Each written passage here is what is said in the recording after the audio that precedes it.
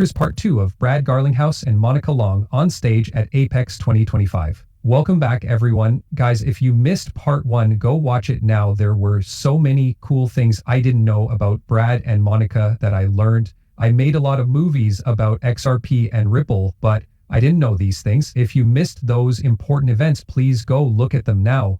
This is where we start to talk about institutions. Brad and Monica Long are talking about the XRP system. Guys, let's get right to it. Like this post if you like it, and share it if you think other people will find it useful. Let's go.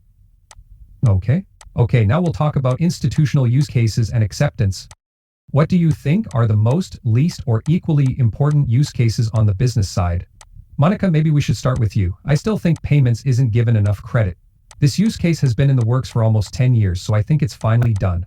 In the last year or two, stablecoin purchases have finally caught the attention of all major payment players around the world. Not only is the market cap rising, but so are the volumes of stablecoins, which are now worth about $25 trillion, 0 cents. As you can see, it's still a small part of global impacts or cross-vendor payments, but we're getting there.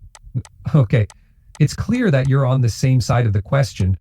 We'll double click on this in a minute or two. Yes, well, Monica, and I told her that it's interesting to see where we differ as we got ready for this. I will choose one that we might not agree on. I don't think the institutional use case for identity as a blockchain-based identity is as practical as it sounds. Let me add some details to that sentence. I can see a beautiful future where identity is based on blockchain and people can use that to their advantage. That's great. That's not too much then. You shouldn't rate that. Because I often, maybe just for fun, ask you who owns your identity. I think it's overdone as a useful tool in a certain situation. No, it's not me. Not surprisingly, it's not you. The fact that the government owns your name is interesting though. If you don't have a passport, birth record, or driver's license, you are not who you say you are. I don't know how things work in every country, but those things are required. Your name is owned by the government. That might not be good for us now, but that's just something I think is true. One thing Ripple has tried to do is be realistic. In order to build a business and make the XRP environment successful, I may have to give up my philosophical view on something. Sometimes you just have to be realistic about the world. To really make blockchain-based identity work, you need the government to be involved, even though I love the idea of it. I believe that is very tough. I do believe it is significant. Look, he's making a case. He knew this. He is lying to me, would poke me, and I'd say, yeah, that I don't think is impossible. But the point is that just like the government, big tech owns our identities. Like, this is something we all have to deal with. I also believe that decentralized identity and the use of attestations and VCs to make it safe for us to take back control of our identities has a lot of promise and upside. I agree. Get all the things I want to happen. It will take a long time. Ripple might even invest in companies that are trying to make it happen because we want it to happen so much. I think it's too hard to get governments to help make it work. It will take a very long time. That's interesting. Take a look at getting the government involved. To be fair, let's say you do well. Another issue I see is that if the government has to be involved, it makes it harder to make money because the government will control it so that there isn't much room for error. What do you think? What if you think of it as an infrastructure part or something that makes it possible for institutions to use XRP ledger DEX? They've done a lot of work on permission domains and permission DEX, but there has to be a way to make sure that users are following the rules so they can use the DEX. For that reason, I see it more as a function than as a whole business. I still believe that the government should be involved though. I mean, one thing that changed the way I thought about this was talking to the CEO of a very big bank. I don't know how many years ago. He told me that they won't accept the KYC information even if Monica's or Pat's bank is a multi-billion or even $1 trillion bank. My name is Brad, and I'm not going to accept your KYC information because the risk to me is too high if you got it wrong and then I accept it. Even though I think the Bank of Pet might be run well, I'm going to do the KYC again. That's really cool. We're talking about banks. One of the main problems with banks is risk. KYC is something I haven't even thought about. You should know that if a customer has accounts with more than one bank, those banks will not accept each other's KYC because of the risk. That's a very interesting point. Really interested in how. Are other people looking at that solution? I heard Brad talk about it, but it doesn't sound like this is a top priority for Ripple right now because, well, there probably isn't a lot of money in it. Your ID is owned by the government. You need to have this driver's license or passport with you whenever you move or go anywhere. It's interesting to hear those points of view. I've never heard those different conversations about digital IDs and how the government would probably control them if they weren't making a lot of money. This is why it hasn't been a top concern for Ripple while they work on, quadrillion-dollar problems.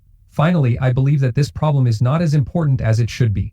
That being said, the idea is so pure and beautiful for some of the same reasons Monica brought up. Now it seems really tough to me. Okay, I love that kind of conversation that you can picture, or one-on-one. I wish I knew. I need to move on. Yes, we will do it later, but I'm just gonna, yes.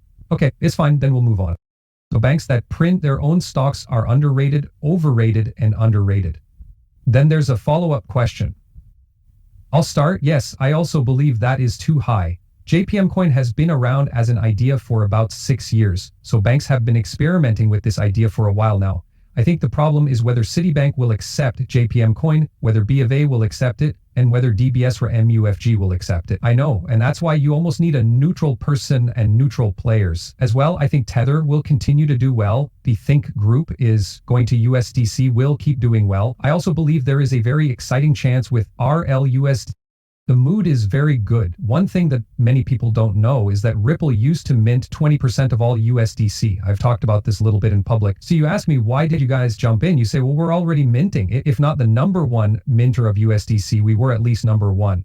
That made me think, wait a minute, why don't we actually go after this market, especially for our customer group and academic use cases? And I think more and more people are getting some of our plan around Hidden Road and how Hidden Road can really get a lot of people to use it, which will help the stablecoin market grow. We don't want to beat Tether or USDC. I think those will keep doing well and thriving. I believe we can make the pie bigger. Just a question like this one, not this one. I said it was underrated because banks like Bank of America are just now becoming more common. Let people know that they are going to make their own stablecoin. Even though the idea had been around for a while, banks weren't ready to act on it yet because there weren't enough rules in place in the US for the banks that wanted to make stablecoins. The Genius Act is making its way through the Senate, and it was just looked over again today. They will vote on this in the next 24 hours so that it can be sent to the House. There will be rules for stablecoins in the US once it passes the House.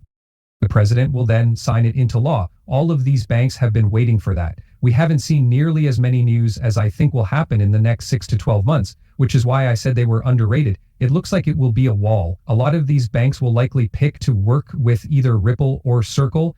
Tether, I don't know, because there are some things there that make me feel bad. This makes me feel bad, and I'm sure it makes banks and other financial companies feel bad too. And what that means is that Tether is showing that they have an audit to back up this value with all of this money.